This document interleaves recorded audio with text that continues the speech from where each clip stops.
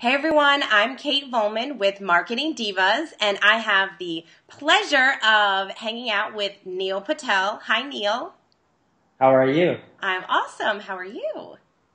I'm good. Thank you for having me. Good. Thank you so much for taking the time. We appreciate it. Neil is just an awesome, amazing entrepreneur. He is the co-founder of two internet companies, Crazy Egg and Kissmetrics. He is also an amazing blogger. His blog is quicksprout.com, and he has helped many businesses build their business online and make more money online. He's worked with AOL and GM and just Amazon, some really awesome, huge corporations that you've worked with to help them with their online presence. And Thanks. today we are talking a little bit. Well, Neil is a blogger. He does amazing blog posts, really great content, lots of cool information, and he just recently posted a blog called "Are You Losing Influence Online? Here's how to turn things around."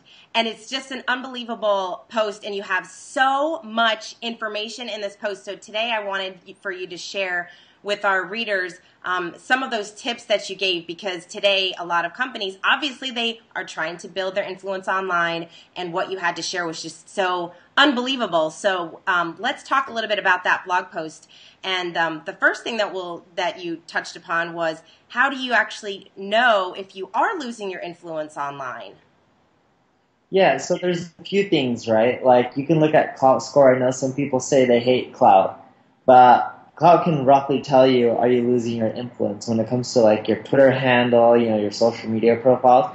And it'll tell you if your score is increasing or decreasing. If it's decreasing, that means you're losing some influence. If it's decreasing drastically, you're losing influence. If it goes up or down by a bit, it's not too big of a deal because they could be changing or tweaking their algorithm. But big jumps could really mean you're losing your your influence, especially when the jumps are downwards. Other thing is social signals, right? Like you can use Twitalizer or Peer Index or Crowd Booster, and they can look at a lot of your social signals across the web, and they'll actually say or show you if you're losing some influence online as well.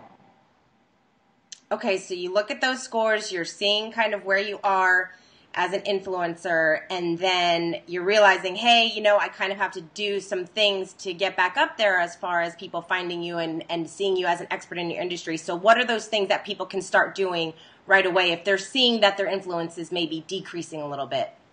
So if you have a website, you can consider writing a lot more blog posts. The more you write, the better. Go for quality over quantity, of course, and first quantity after you have the quality part down. But writing a lot of educational blog posts is a great way to boost your influence. And if you don't have a website, you can always write on other people's sites called guest posting. That works as well. That's one way. Another way is building a list. So, through your website, or even if you don't have one, you can start collecting email addresses of people that could be interested in hearing from you. And you can start like signing up for a newsletter and messaging them out and stuff like that. So those are two quick ways. Awesome. And one of the things that you mentioned in your post talked about being original. And I thought it was so interesting because you said now it's a lot harder for people to be original because there's so many platforms and there's so many people that are doing some really cool things with each platform. Yep. But it's obviously really important for you to do something different. So share with us some ways that people can do that. And you also mentioned a tool, Google Insights, that people can use to kind of figure out which way to go as far as like those unique postings and things. That's right. Google Insights gives you a lot of insights on, what people are going to be looking for and stuff like that. And you can even use Qualaroo to also survey your readers to figure out what they want. And then based on that, you can start creating content. And it doesn't just have to be blog posts. You can create like text-based content, video, or even audio. Figure out what people want to hear about, create that kind of information, and get it out there, right? So you don't want to just regurgitate all the information out there on the web. More so, you want to write unique stuff that no one else is talking about. And through insights, you can actually figure out what some of those things are. And who do you look to, or who do you see out there now that are doing some really unique and creative things. I know that you had mentioned Chris Brogan, and I'm a huge fan of his as well. He posts a lot of really great things, and his books are just. I'm a huge fan of his as well. So, who out there is doing some things that some of our readers would love to just kind of look at and maybe get some ideas from? Yeah, so Chris Brogan's doing well. Brian Clark from Coffee Blogger is doing pretty well. Um, SEO Moz does well, but it's more like a corporate site. So if you want an example of how they're increasing their influence online, you should check them out in their blog. There's a ton of people overall, and it's more so just figuring out which way you want to go, right? Like there's another guy, Yaro Stark, who's an entrepreneur's journey, and his way that he goes out there is he's been doing it through audio interviews, podcasts, and stuff like that, which has been very effective for him. So it's just trying to figure out the angle you want to leverage and just go for it hard, right? Like Chris Brogan doesn't just write blog content or guest books. He writes, like you mentioned, tangible books that he's giving out there to people and selling and stuff like that. There's so many things that you can do online. As an entrepreneur, it can be just very overwhelming with all the different platforms, and even talking about just writing blog posts and taking the time. And, how do you, when people come to you and ask you for advice, because obviously you're all over the place and you're writing these blogs and you have all these businesses and opportunities. What advice do you give entrepreneurs that are like, look, I know I need to be creative. I know I need to write, but who has the time to do all this? I'm running a business. Yeah, I like using the phrase, stay relentless. Just keep at it. It doesn't matter. It's like you have time to watch TV. You have time to write a blog post, right? That's true. You'll make it. So it's like stay relentless. Don't give up. Keep at it and just figure it out, right? Like if there's a will, there's a way. That is true. You also talk about staying very, very focused. That's right. So if you don't stay focused, it's not going to help. Like if you're trying to gain influence, don't try to gain influence on everything online related. It's too broad. You're not going to do it. You won't be seen as expert, right? Chris Brogan is a social media expert. He sticks with social media related topics, and with his book, Brian Clark sticks with teaching people how to write copy. I stick with online marketing. So figure out what your niche is.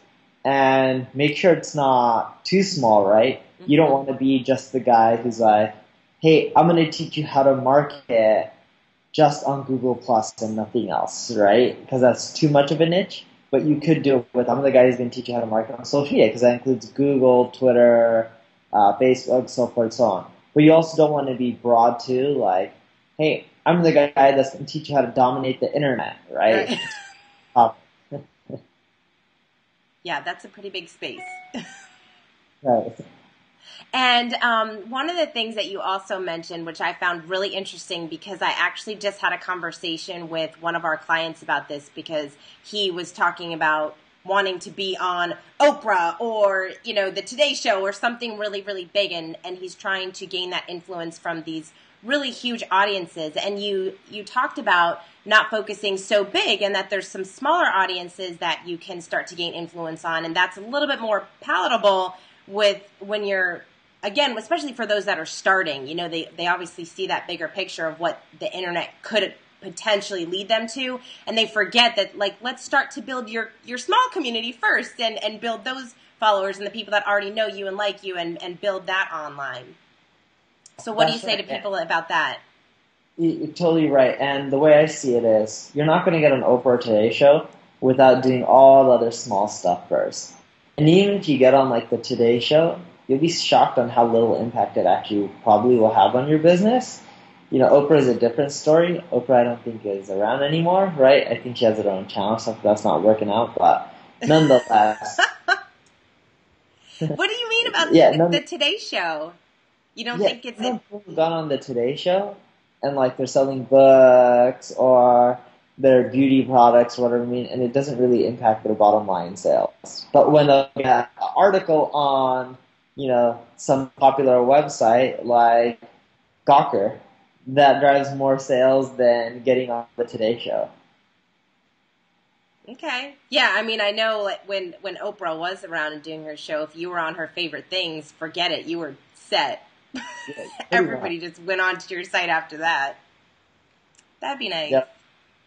All right, and then let's just finally talk a little bit about social and social media and using those platforms because, again, there are a lot of them. One of my questions to you would be, I think a lot of companies try to get in the social space and just dominate every different platform. And I just found out from you a couple minutes ago that you don't even have a YouTube channel.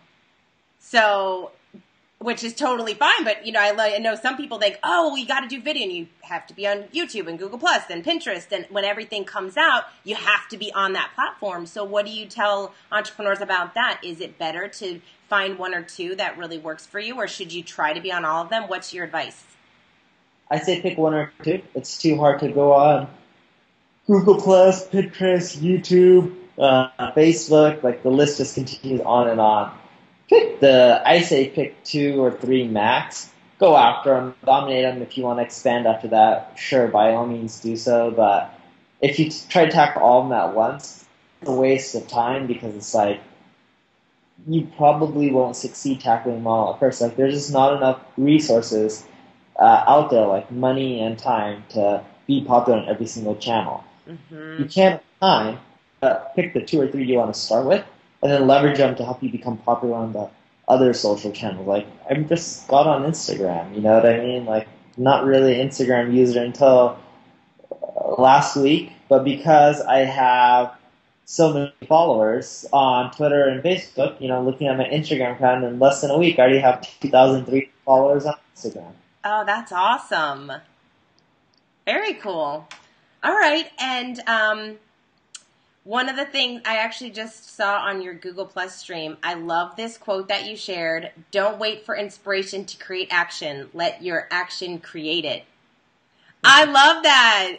I think it's so awesome. And I'm sure many entrepreneurs, well, I know you get tons of emails, tons of calls and advice. And I thought that was such a great quote for you to share because like you said before, I know that you just say you have to do and you just make things happen. Which is, yeah, you just got to go out there and execute and make things happen, right? Don't wait to be inspired to go and do something. Just go and do it, and you'll be inspired after you do it. I love that. Well, Neil, thank you so much. I appreciate you taking the time to help us, to help all of our readers learn how to gain more influence online. And for more information about Neil, you can go to quicksprout.com. That is his blog. Again, it's just jam-packed full of so much amazing content and information. It's just so awesome, and I'm always on your site. So thank you so much for sharing all of your secret sauce. We really appreciate it. Thank you for having me.